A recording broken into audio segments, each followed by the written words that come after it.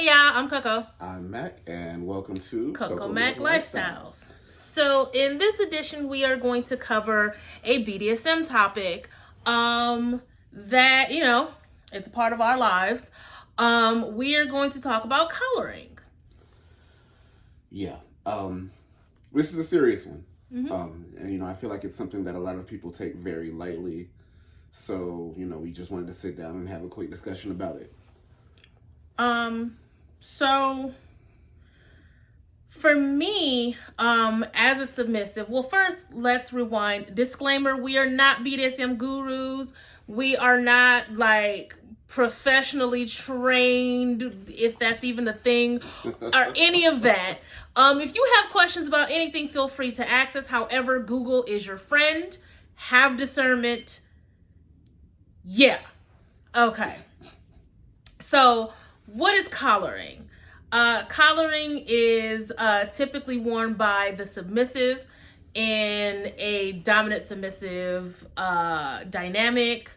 And there are so many different kinds of collars, but the main thing is a collar symbolizes ownership, right? That the submissive is owned, protected, cared for, whatever terminology you want to use, especially based on the type of collar, by a dominant. So when you talk about collaring, we're talking about the process and the steps that lead up to a dominant placing his collar around the neck of his submissive. And for some submissives, a collar can be just as important, if not more important, than a wedding ring. And, of course, a collar doesn't have the same legal ramifications of, being married.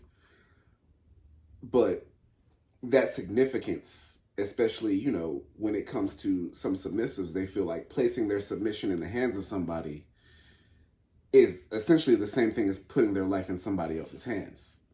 So it's something that you take very seriously. You don't go around slapping collars on everybody.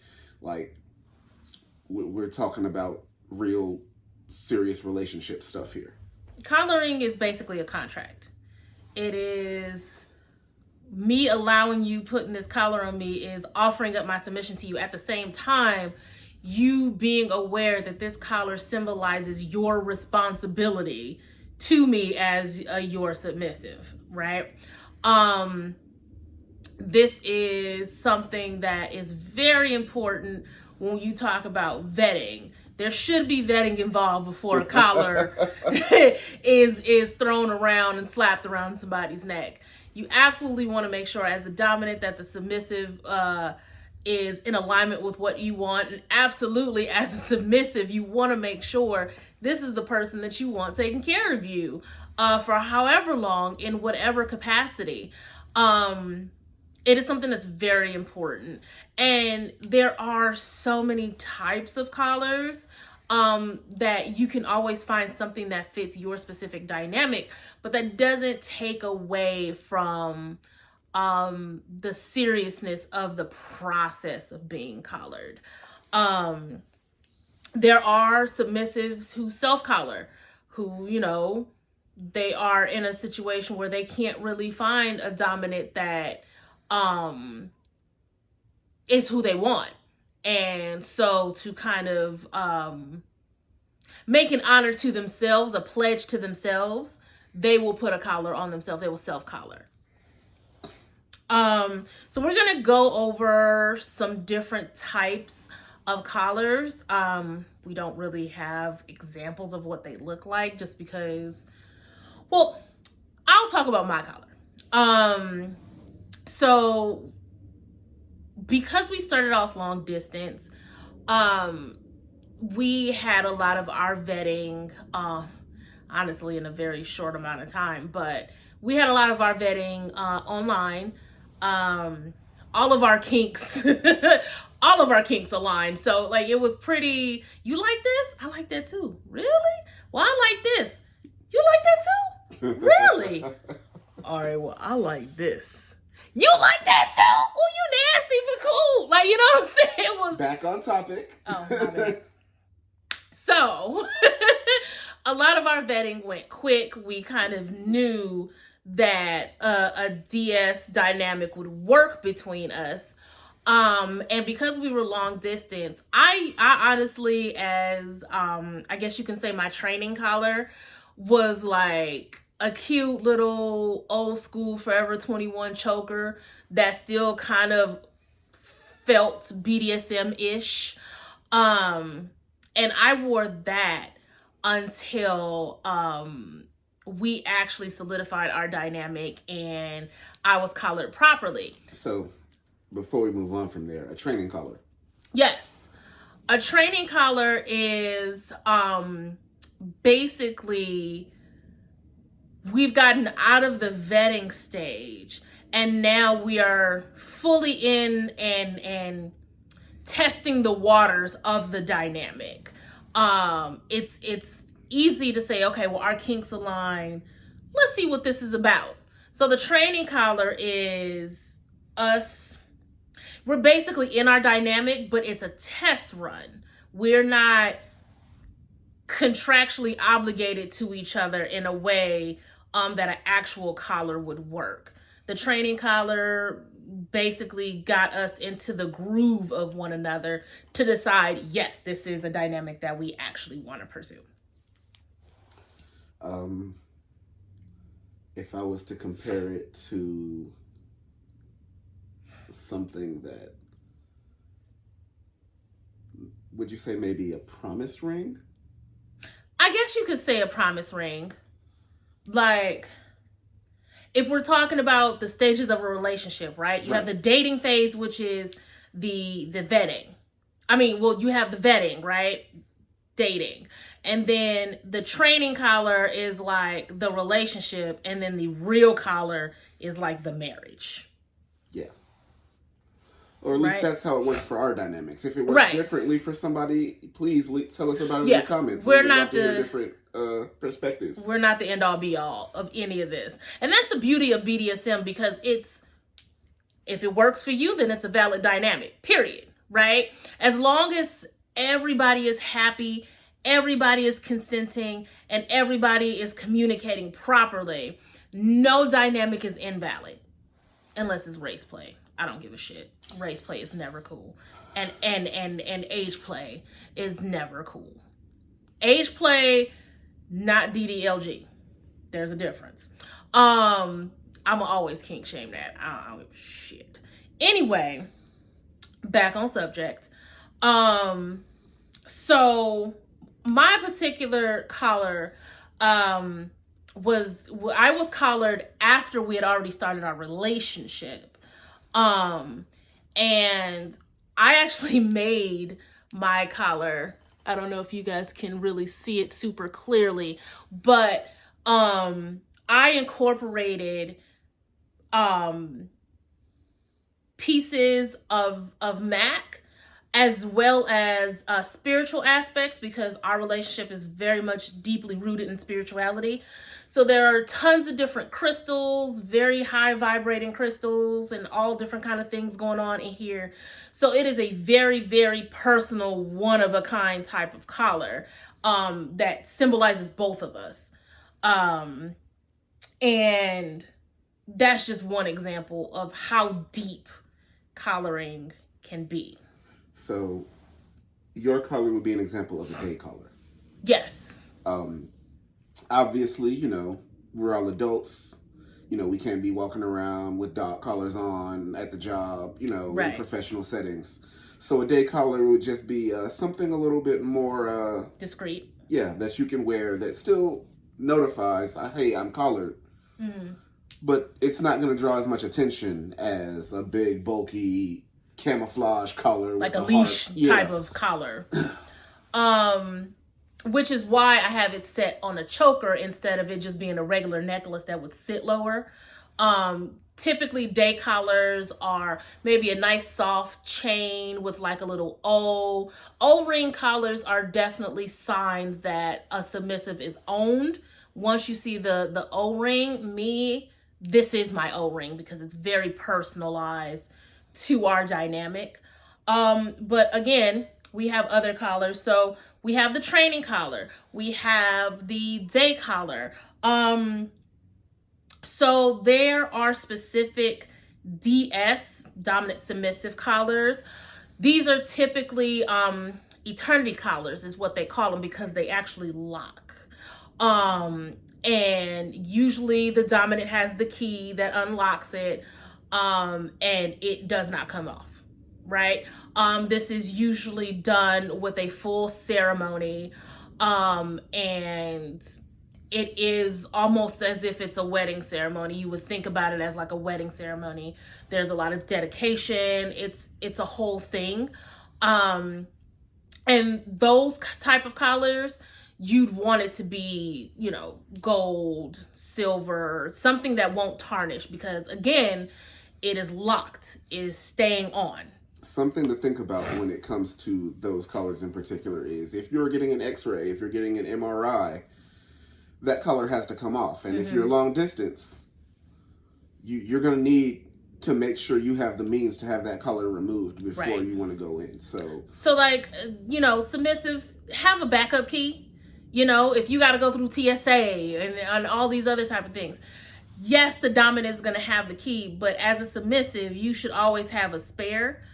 Also, I highly recommend DS collars when you are in a committed relationship, like a deeply committed relationship, because you don't want to be in a place where you can't get it off, you know, for whatever reason. But specifically, if you are no longer in the dynamic anymore, you want to make sure that you can get it off if need be, right? DS collars are just, when we talk about severity, they're at the top. Like, that is the commitment. That collar does not come off. You know what I'm saying? Costume collars. These are collars that you may see kink parties, like, I almost said a con. It's my blurred seeping in. But yeah, a con.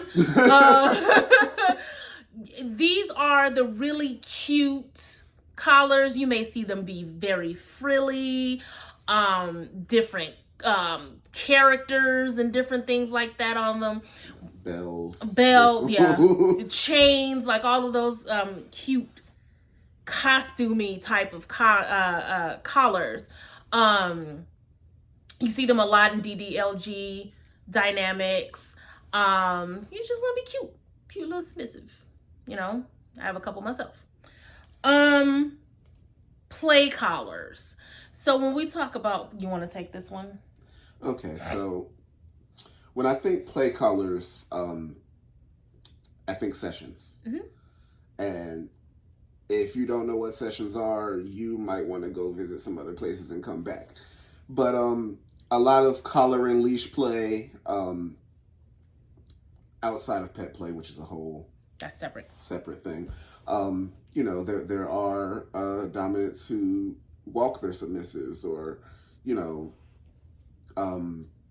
or will have sessions while holding their submissive on a leash. And yeah, they're for the fun. They're for the pleasure.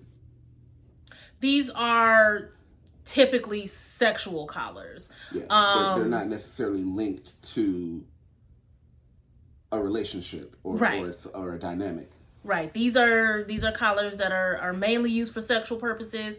You might connect wrist cuffs to it, different type of harnesses, but it is the submissiveness of the collar on the submissive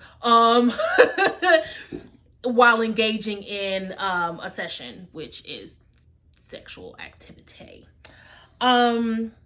Show collars are kind of the same as costume collars. They're very fancy. Usually at kink parties, the show collar will, like, it is like, hey, I'm taken. Like, I'm very much very much taken. Like, these are very ornate. They don't necessarily, they're not cute, but they're fancy. They're super fancy. This is my submissive on display. Mm-hmm. It is the mindset that comes to mind for me. Look what I have. Mm-hmm. Like rhinestones, like very ornate, very fancy.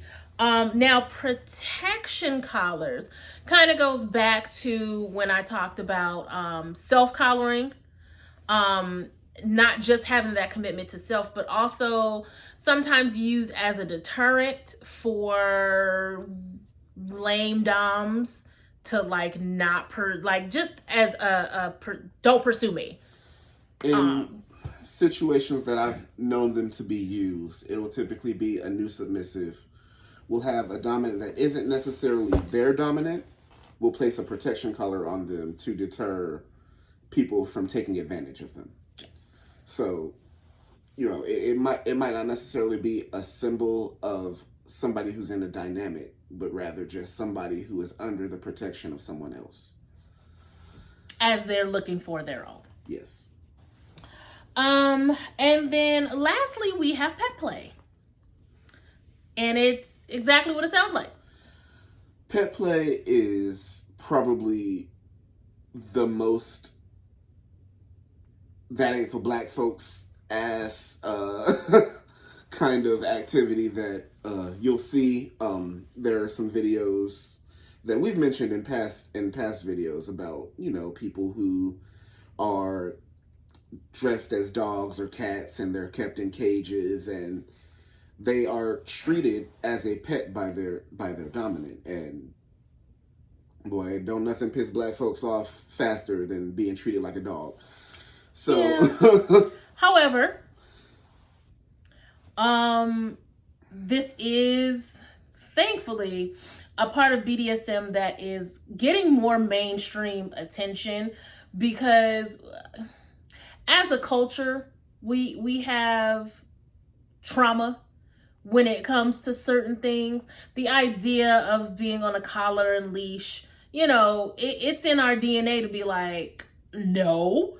However, BDSM as a whole challenges a lot of that inherent trauma that we have as a culture. And as two black folks who practice BDSM, practice pet play, all of that good stuff, it does not invalidate us as black people. We are not, succumbing to white supremacy or anything like that by practicing safe, healthy, consensual BDSM. And when we talk about pet play, we are on the tamer end of the spectrum when it comes to pet play. Nonetheless, it is something that we practice and it's enjoyable, But back to the topic of colors. Yeah, sorry. Y'all know I'll go off topic in a minute. That being said, that's another form of collar that often will be literally a dog collar or a cat's collar. Worn with a little charm, the heart or a circle with their name, address, or a bell. And that's valid as well. So, coloring. Yeah, coloring. Honestly, this is the first time that I've had a real attachment to my collar. It was something that we both put a lot of energy into. And I actually, when I made mine, he didn't see it. He had no idea what it looked like because I told him I was going to make it. And he was like, all right, cool. And well, I'll let you tell it how you felt when you saw the collar. I could tell that a lot of thought and a lot of care had gone into it. And it had elements that were absolutely 100% me. And, you know, that was it. Like, that's us on a little rope. Like, that's us. And, you know, I couldn't have been happier, and I love it to this day. And when we get new colors, we actually put similar charms on them so that we don't have to worry about that. Yeah. So this one in particular can't be replicated because of the crystals that I put in it. But I've made a couple of similar ones. So for my play collar and my show collar, there's a very similar charm on those two. So we always have us on my collars.